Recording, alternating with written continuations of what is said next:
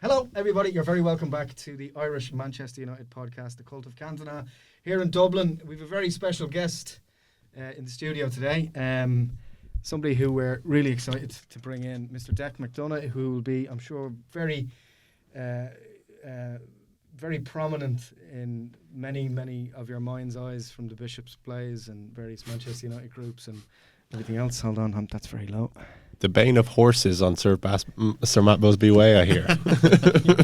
Horse Slayer. Mr. Dec McDonagh, welcome. How are you doing? Hey, how are you going? Delighted to be here. Yeah, welcome back up to We'll discuss my appearance for you at a later time. Yeah, absolutely. We've troker boxes somewhere. We'll search it.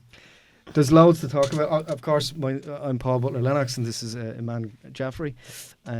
And we're really excited about, number one, the heat in Dublin City today, because I'm melting like a Roman candle. Yeah, the last couple of days, yeah. It's really getting quite intense. But not as hot and sweaty as it is, I'm sure, in San Diego, where Manchester United are now. Let's go. We'll jump straight to the most obvious thing that people are talking about at the moment. Who has the voodoo doll with a Manchester United jersey, and can they stop doing it? And are we, what is happening? It's actually a joke, man. It is. The injuries are ridiculous. I cannot do this again. Because we'll just be talking about the same stuff and what ifs over and over and over again. The whole Lenny Euro hype train lasted about 1.5 games. 19-year-olds are not supposed to get injured, let alone break bones in their foot. It's crazy. I think Paul Pogba probably has that voodoo doll with his failed drug test. Yeah. Yeah. His witch doctor definitely said a curse. It's and Rasmus, so they're saying Rasmus will be out for 6 weeks. Yeah. And that's a big loss, actually. It's a bigger loss than Lenny Euro, to be honest, because we don't know, as good as he looked, when he was playing the first half in that game, we still don't know really how he's going to adapt to the Premier League. Yeah. It's a lot to ask of an 18-year-old to just walk straight into a Premier League defence and hold it down himself. So Lenny Euro's out for 3 months, they're saying. Yep. That's a long time. That's massive. I think it's also important maybe at this point as well to acknowledge kind of Steve McClaren's contributions over the last couple of years. I'm sure he was kind of like the wise old head, keeping everybody's expectations manageable, so a mad job, taking over Jamaica. Crazy job. So fair play to him. We wish him well. I have a big soft spot for him, even after his umbrella incident with England. But huge servant to Manchester United and over 2 spells. So good luck, Steve. Not that he's going to be watching, but if you are Steve, enjoy the sunshine in Jamaica. yeah, man. So a couple of different things I suppose we should talk about is why do we have these injury problems, and you have City and Liverpool not picking up these these kind of injuries in that capacity? Do we have an inferior medical background team? I don't know, man. That Lenny Euro injury just seems really unlucky, I guess we had a few really unlucky injuries last year as well, especially when I remember when Martinez finally came back, and then that freak accident with Sofal. Yeah. And he just kind of landed weirdly on his knee. There's an element of just being really unlucky. In the wrong place at the wrong time. Wrong place at the wrong time. But then there are a serious amount of muscle injuries as well, like Rasmus, that's a muscle injury. You could put it down to the pitch, you could put it down to poor preparation. Or you can put it down to, the players being rushed back after playing how many games. I think last season we had so many injuries we're beginning to question whether the backroom team were doing a good enough job, because every time a player went onto the pitch they were getting injured. It's something we can't afford to do this year. We have to keep our squad fit and ready for the Premier League season, because we want to be up there challenging. We can't have a season like we did last year. No, I'd go so far as to say that if we lose 3 to 4 games in the first couple of months, we're already out of the title race. Yeah, that's how intense and committed everything is now, that you need to be. I mean, you need to have, and you can see what they're trying to do. I think if we get De Ligt in, I think we'll have enough cover to get through the first couple of months. Yeah. But we still need a defensive midfielder, and we could do with another striker, because if Rasmus is out now for 6 months, and there's talk that Rashford is injured as well now. Yeah. It's not looking good. Yeah. They're saying this young lad that they got was going to be third in line in the striker rotation. I mean, at this rate, The Arsenal fella. The Arsenal lad. They were Yeah. saying he was going to be in behind Highland and Rashford. I mean, at this rate, he's going to be the only striker we have there. He's only 16 though, isn't he? 16, Young yeah. lad, yeah. Yeah. Look, it's taking a punt on future prospects, and I like this. I mean, we're all Yeah. kind of enthused by all this because it's different. Yeah. You know, we're not going for the Ibrahimoviches, we're not going for the Igalos, as Yeah. good as they were. But you know that they're like papering over cracks and plastering over major problems in the infrastructure of the club. Yeah. So I would have loved to have got Zlatan 5 years or 10 years earlier. probably get him again. I mean, he is just he's a beast. He's great. Even the years we had him, it was brilliant. Yeah.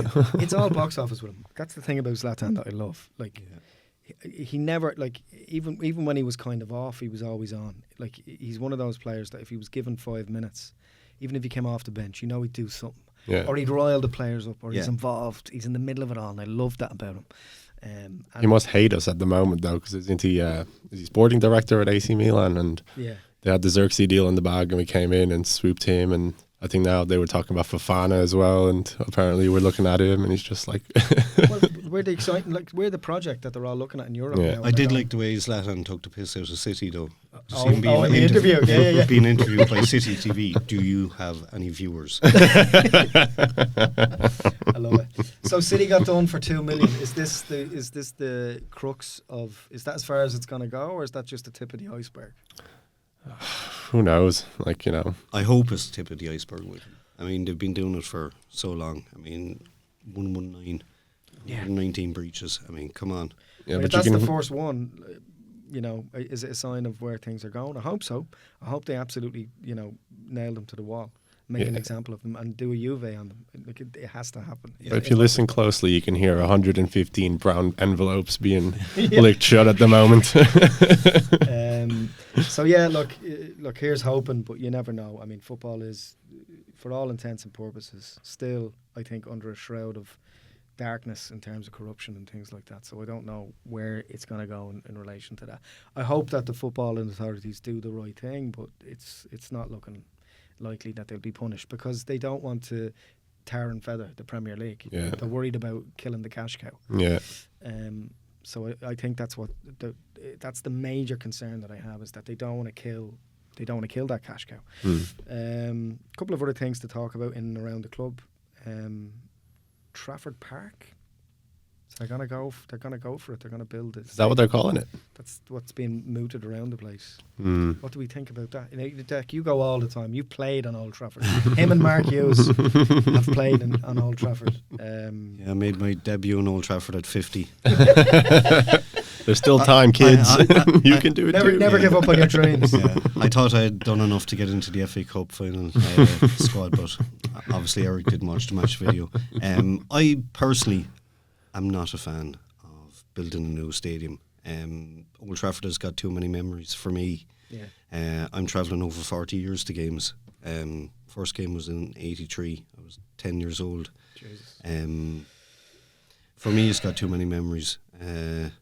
I can't see why they can't redevelop it, Old Trafford. I'd sooner the building, like the actual structure, the infrastructure of the building, got knocked and we moved somewhere else and then came back to that spot. Because Yeah. I think that pitch itself is sacrosanct.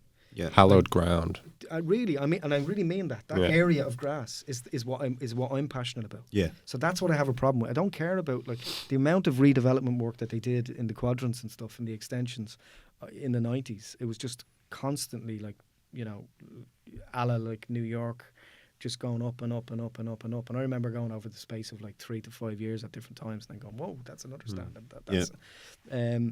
But like you, Dec, I'm of the opinion that I think that we shouldn't, like the Busby Babes played on that pitch. yeah, You know, and whatever about, like, people's ashes are scattered on that spot. yeah, yeah. I came back with grass from the pitch from my day playing, and I still have it. I refused to clean my boots that day. Should you be saying that on air, that you came back with grass from the UK? It is legal. But I mean, that's what I meant. I mean, for me as a 50-year-old Yeah. fan, to run out onto that pitch was everything. Yeah. I thought it was 20 again. I was running around kicking people I st- into I st- advertising horns. Just like fit now, and I have to say, and not to like, I don't get starstruck. I meet a lot of famous people in film and TV, and I work with people that have of a good standard of working in that. But I only ever get starstruck, and I only ever get like have field of dreams moments when I go to Old Trafford. Still to this day, I walk out and I always make a point of kind of stopping before I go through the turnstiles and trying to take it in. I don't talk to people when I'm coming in, because kind of going through that. And do Arsenal fans feel like that when they walk through the turnstiles at the Emirates? Do Man City fans feel like that? I don't think they do. Man City fan. In the empty hat. In the empty shed. Is that the interviewer on the? That's the only one. This is the thing. Like, it's the buzz. Yeah. And that's why we keep going back, because the feelings don't change when you walk into the stadium and you hear the roar. From the first time to every other time. I get the same feeling going in there. And it's the match day build up. Pre-game drinks in the blaze, singing songs, coming home and your voice is gone for 3 days because you've been singing for so long. I mean, it's the whole build up to the whole thing. I just love it. Yeah, it's sacred. I really hope that they don't do that. Now, look, what will they do? We were talking about this on another episode before. Do they give the stadium to the ladies? How does that work? Are they going to knock it? They want to make it a museum, don't they? Is what I heard. Well, I know sense. the ladies are That's playing what there they for three dates picked already to play in Old Trafford this coming season. Right. So, and it's only right that the women get to play there as well. You know, We don't talk often enough about the ladies team on the podcast. Mainly, and I'll just be completely honest about it, not consciously do we not a lot of the time, but from my perspective, I don't know enough about it, and I don't watch it as much as I should. So I have to say that I would like to know more about it, about the current squad. I know that there's a lot of upheavals, and Mary Earps has left. A lot of the Ella Toon's not. Did she leave, or she's not happy? And but there's lots of upheavals, and they're not happy, and I can understand particularly why they want equal pay. And I think who came out during the week and said that they think that the ladies and the men's team should have equal pay, and it makes sense. We'd like to do more, and that's something I'd like to do on the show. So if there's any female fans that are watching it and asking why we don't cover that, we would like to. Yeah, no, I follow them pretty regularly. Okay, so Dec has been assigned as the... I actually do. I enjoy them. I mean, I remember one day... So basically he's saying Dec enjoys the ladies. Sorry, you were saying... No, I was following it now, and Russo was there, and I was gutted when she left. And Ella Toon is just a fantastic player. And I said at the time that she deserved her place instead of Anthony Martial, who I thought was the biggest waste of space on United's team ever. And Toon was streets ahead of him, But they definitely deserve more recognition. And I think that's coming because you've seen when they're hosting games in Old Trafford that the fans are actually turning up for them. Yeah. So I think they deserve everything that they get, and best of luck to them. Yeah. I think they do my great. daughter is plays a good standard of football in Switzerland, and she's 16, and she knows a great deal about ladies football. And I'd love to see her come through and have a proper opportunity of playing, to a good standard like that.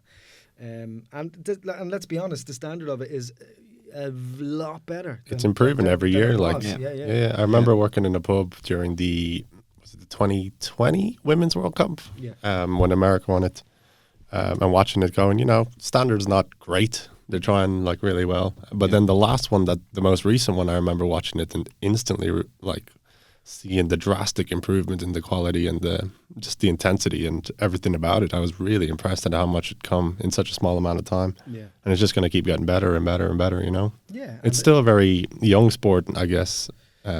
In the women's divisions. Yeah, they're very they're like the Americans. They're like the MLS in lots of ways. It will grow and it will build and it will get.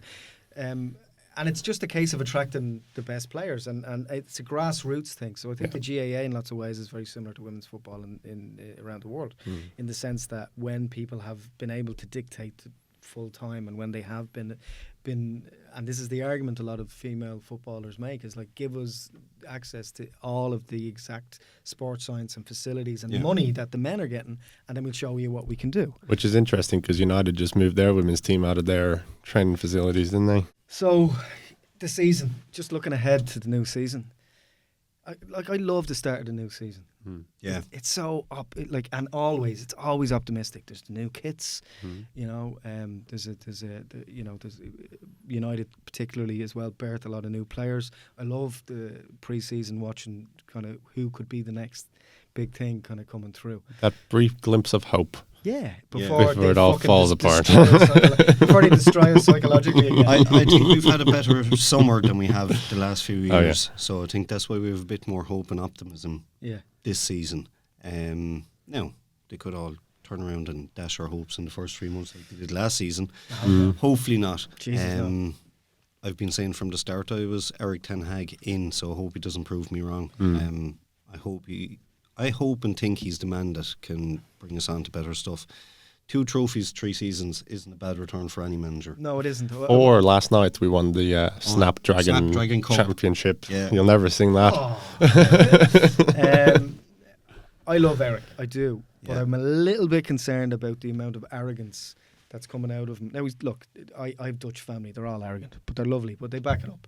But I will say this, I was a bit concerned about the levels to which he's doubling down on, well, if I move on, I'll win trophies somewhere else. This kind of, Mourinho type tactics concerns me a little bit. I think he had to back himself. I think he was under pressure and he knew that they were going to interview other candidates. So do you know what? I think he showed a bit of balls and said, look, if you're going to get rid of me, that's grand, I'll go win stuff somewhere Buy else. me out, I'll go somewhere else. Yeah. So I liked it. Yeah. I'm just a little concerned about that and I'll tell you why and explain that. Because the other side of that is when things are not going well, he gets so pig-headed about stuff like he did last season, and it's like he won't admit there's a problem. I get the impression that things went so far down the road last year that someone had to have a word with him before the cup final to change tactics. Is there a way? Is there In my some opinion. like a little bit of just defending his players and defending, kind of going into it's a defensive mechanism of just trying to. I love that. Yeah. Absolutely. Look, Fergie did it every week, Yeah. every single week. He'd be like, No one believes him when he goes, "We played well when we lost 4-0 to Brentford." No one believes that. Like, And I admire that. I We're admire. all wondering, had he brought some smoke from home? Excellent blow. it's all Chile. So look, and we brought this up a little bit on the last podcast. Is there too many Dutch, like Van Nistelrooy seems to be? People are saying there's good vibes coming back about what he's doing, and in the last game when Rasmus scored, he looked different on the ball going forward. There was a different kind of head down Trojan horse. Remember Van Nistelrooy just like bang, just going in and. You can't help but learn from someone like Ruud Van Nistelrooy. Yeah. I mean, he was phenomenal for United. So I mean, if he can get our strike force firing on all cylinders, it'll only benefit us. There's too much, last season I felt, there's too much looking around to help the other players and not enough.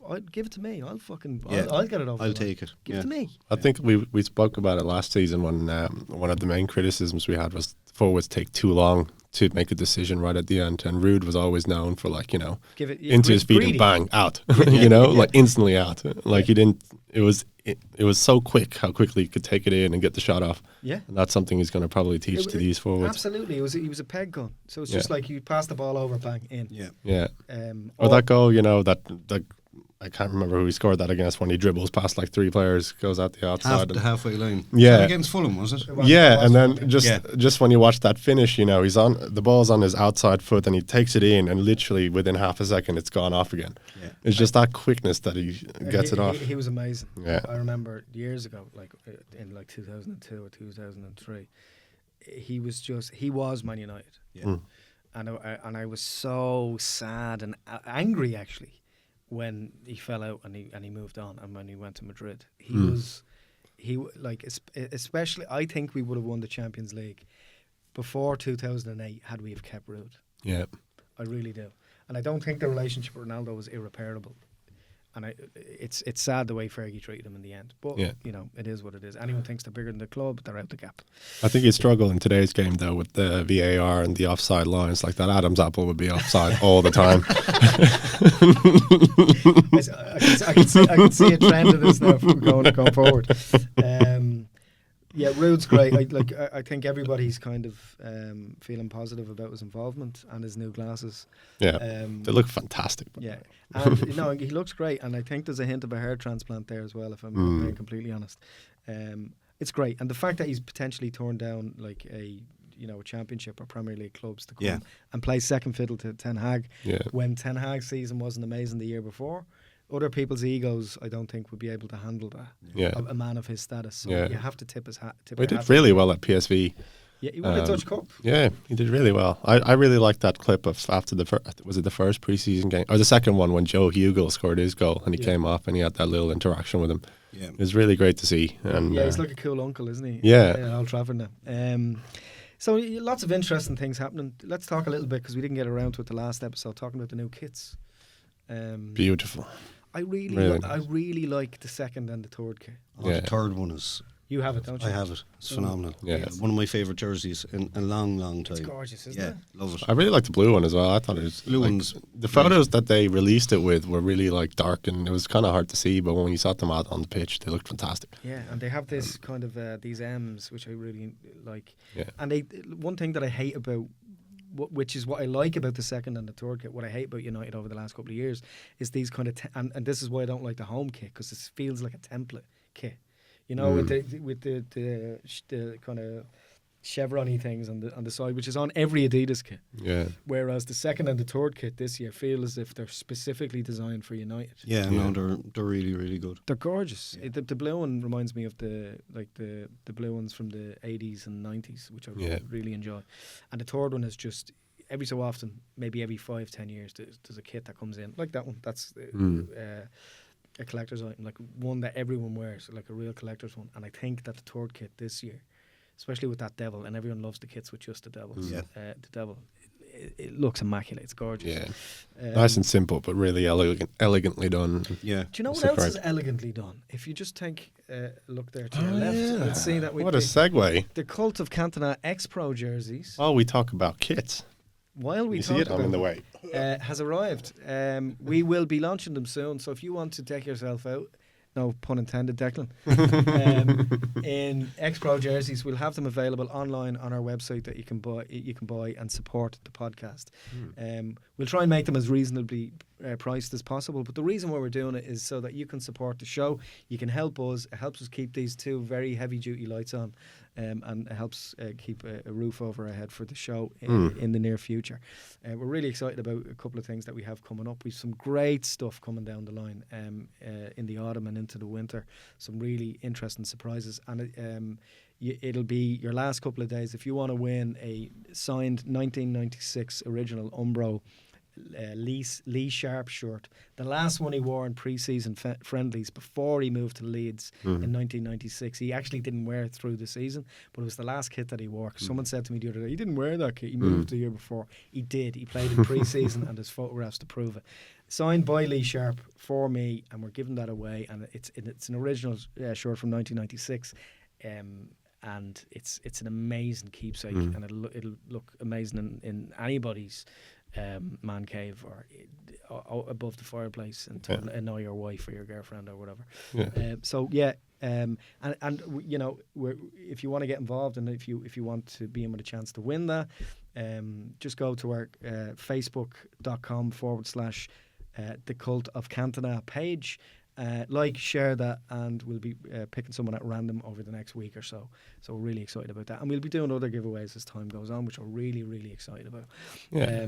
Speaking of pre-season wingers, yes, what do we think of Ahmad so far? I've always liked him. Yeah, he's looking a different player though. Yeah, he's a serious player. He's going to have a massive future for us. I think he definitely deserves his place on the team, and absolutely. We're going to drop Anthony. What? All you have to do, he'll just start spinning somewhere. And I think he's still spinning somewhere. I've never seen Ahmad do a little twirly twirl. I'll tell you the difference between Anthony that one trick, Iron Robin rip-off pony that he is, and Ahmad. Ahmad does something different every time, and Ahmad came out during the week and he said he would play for Manchester United for the rest of his career. Yeah, That's the type of player that we need playing on the wings Yeah. for Man United. I'd say the main difference would be footballing ability, you know, just in general. being able to pass the ball and beat players. well, see, when Ahmad gets the ball, he wants to go forward with it. Yeah. Okay, and he'll do everything he can to benefit the team. Whereas everyone knows what Anthony is going to do when he gets the ball. Yeah. I mean, he's going cutting in, he's going sending the shot wide, and the other team have the ball back. Can Anthony prove us wrong this season? I really can't see it, and I don't think he deserves a place ahead of Ahmad in that team. It's not good for his confidence, is it, when you're playing that badly? No. Like, look at great example, case in point, our pal Donny van der Beek. Like, let him, like send him out, get him playing football. He might find a spark again somewhere else. Yeah. But Ahmad, for me, he starts over Anthony and he starts over Sancho, in my opinion. Yeah, I've been 100%, impressed. yeah. Like he looks stronger. He looks quicker. You know, He's confident and he knows he's better than the other two. And that's why he should start. We could see the ability, but he was a bit lightweight. You know, but he looks like he's put on a bit of weight. Yeah, he's been working Super on quick himself. off the line. He's got a absolute rocket off a left foot. And let's be honest as well, he hasn't played a lot over the summer, so he's going to be fresher than a lot of the other players. So get him on a run. You know, get him on a run. I'm really excited about. Are we gonna? We haven't signed a player in about 25 minutes, so I'm a bit annoyed. Who do you think that we need to finish this jigsaw puzzle? Do we need a big Shearer style signing, like someone like the obvious kind of linchpin type striker signing or midfielder? Or is what he's doing just kind of trying to pick the most talented youngsters, one or two more of them before the transfer deadline closes at the end of August? Where are we with that? What do we think? There seems to be an age cap, you know. Like I think the oldest player we've looked at is De Ligt, who's 24. Centre half and DM definitely, you know. I think we're going to have a weird, strange. There's going to be a big, strange signing before the end of August. I think we're going away from the marquee signings. I think Ten Hag has a plan in place where he wants to get good young players in that are going to be at United for years to come. I think the days of Manchester United going out and spending 100 million on Anthony. Yeah, like I mean, anybody. They have to be finished. You know, I think he's building for the future, and I definitely think we'll see De Ligt and what's your man from PSG? Ugarte. I think they're going to get those deals done. Can it be? Is there anything to be said for Frankie de Jong? No. No, leave him where he is. He had his chance to come to United.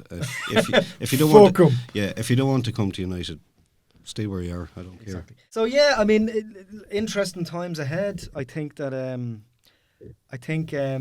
McClaren leaving and having, or at least Ten Hag feeling as if he has full control of the management structure now, bringing in his own people and refreshing the process is exciting.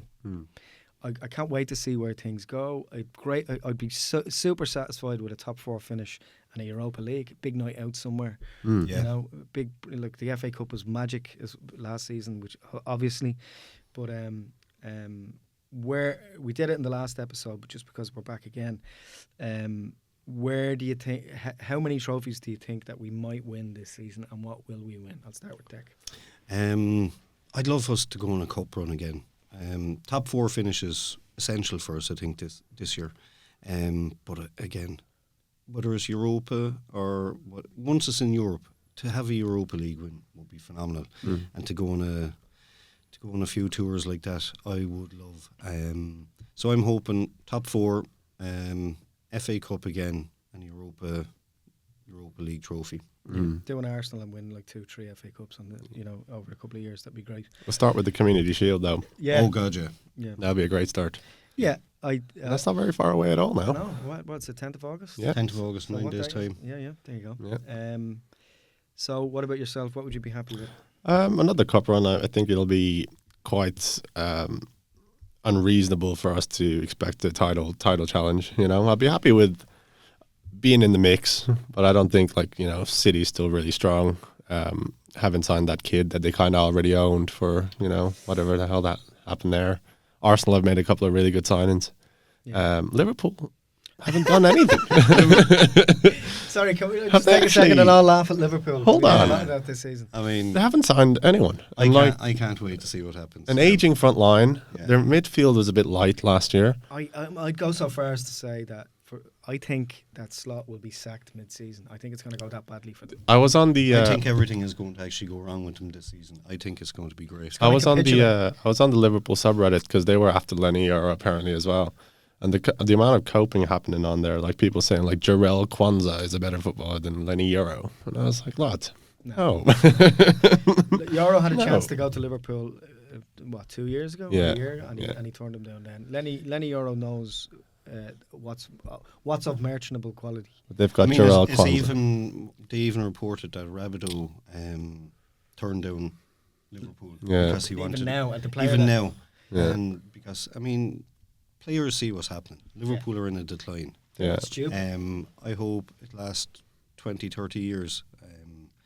I mean, their best ever, their year of invincibles and what they won, couple of trophies.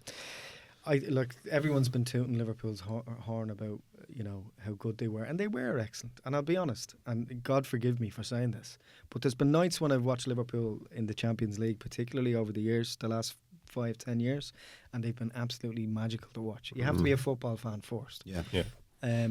But fuck them. I hope the whole thing explodes and blows up in their face, because they are always the worst losers. Always. They were when I was a kid, and they still are now. They're the worst losers, and they have what they have always done to Liverpool fans is, no offence, lads, is that you always talk up your achievements much more. We are the biggest club in the world. We are the most successful club in the world on a number of different levels.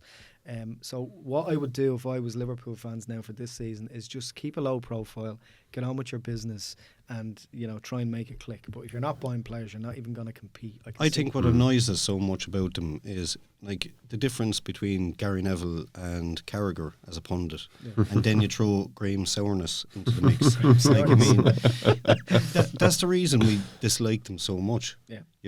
I mean, Souness's hatred for United is apparent in every interview he gives about United. So I mean, obviously we're going to bite back and laugh at them when they fall away to nothing. Yeah, I mean, they absolutely. I was run ragged the last 10 years by Liverpool fans at times, and I wish them well. I do. I'd hate to see them fall so low that they can't recover for 5 or 10 years. That'd be terrible. No, you want a challenge. Don't get me wrong. You want Liverpool to be up to a certain standard when they're playing us. I'd have a certain respect for Liverpool. I mean, they're a proper club that have a proper history. You nearly said a proper manager there. No.